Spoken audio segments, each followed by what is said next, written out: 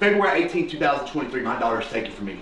For unlawful conduct by the Easley Police Department, which was set up by her child's mother, but weeks later she was found on drugs and they gave my daughter to her aunt rather than bringing her home. I'm told to follow DSS's guidelines. The defendant will have no contact with victim and or follow the safety plan of DSS. So for weeks, I'm calling DSS. 864-467-770 is the number I call nonstop. And when I say nonstop, for weeks, every day, all day, trying to follow their safety plan.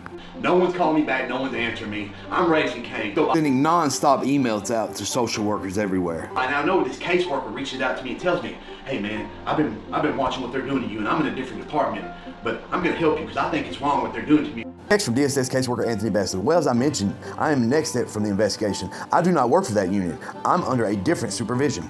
I'm really believing in this guy. I'm confiding in this guy. Thank you for caring. I really missed her, and this is so hard. I cry every night now. I never thought people could be so evil. Believing he's here to help me and everything. He would say, you can vent your frustration. I ended up going to the Department of Social Service one day. But the whole reason I went up there is because the day before the caseworker told me that they made me guilty for child neglect, and when I looked at the document, everything was wrong. And let me explain. So I want you to see the Easley Police Department arrested me on 2/25/23.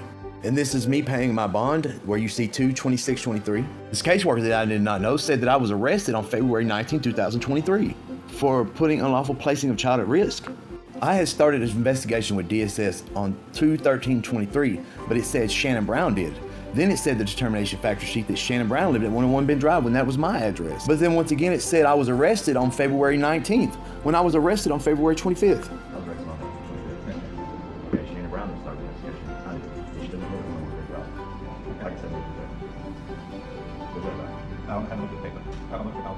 I mean, Pickett's County Clerk of Court even joined in and said I was arrested on 2/19/23. But then when I called him out, of course, it changed. So I want you to look, the public index changed it back to the original date when I caught him. Department of Socials would literally falsify documents, have their hearings, and then take them out of the files. Like this document right here, you're not gonna find now. Like this lie right here. To my knowledge, DSS has no prior knowledge of his family prior to these proceedings. When in 2022, DSS made me take 25 weeks of anger management because of the situation in Greer with Carolina. But whoever this caseworker was lied and said that DSS has attempted to offer services of mental health, counseling, parenting, education, and anger management and family service when I had just finished. Time goes by, and then that's when I go up to the DSS headquarters, and that's when I'm calling Ned out, and that's when I say, bring whoever put these out here on me. Talk to the guy who's on case. Can you see that real quick? And that's when he says, I think you know who did this. And Talk to Anthony, right? I don't know his name. Yeah, Anthony's not here. Where's he at?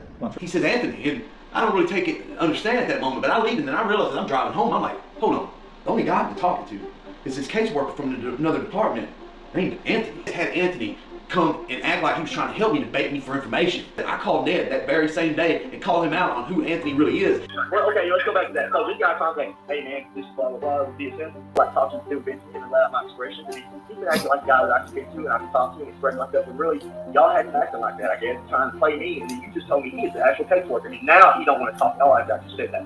Now he can talk to my lawyer. So yeah, people do that pretty often. Man, that's pretty shady, man. That's pretty shady, man. You just heard the director of DSS say that, yeah, that they actually set people up, bait them for information to falsify investigations. They do that. That's lying the whole time. I think he lied. Man, I've recorded every call. He's never once said he was the caseworker. Never once. Never once said he was the actual caseworker. And once I call Anthony out, he then tells me to talk to his lawyer. He starts calling me ma'am, y'all. I start saying, why have you been saying I can't see her? That's a lie. Sure, ma'am. Don't y'all understand? This caseworker is gay. He has no children. He has no love for children. He took control of my child, made her disappear, and then starts calling me ma'am, but thinking it's funny harassing me like this. So now that I was found not guilty at criminal trial, but a year before they made me guilty at a family court hearing that they set me up to miss, let's look at what Anthony said. Anthony Basile said at trial, the HC determined that the case will indicate a physical neglect against Josh Robson as the minor child Eli Robson due to the father being arrested and the underlying facts thereof. There is currently a no contact order. Anthony Basile said that the harm above named child is likely to suffer a result of removal from the defendant is as follows: normal separation anxiety.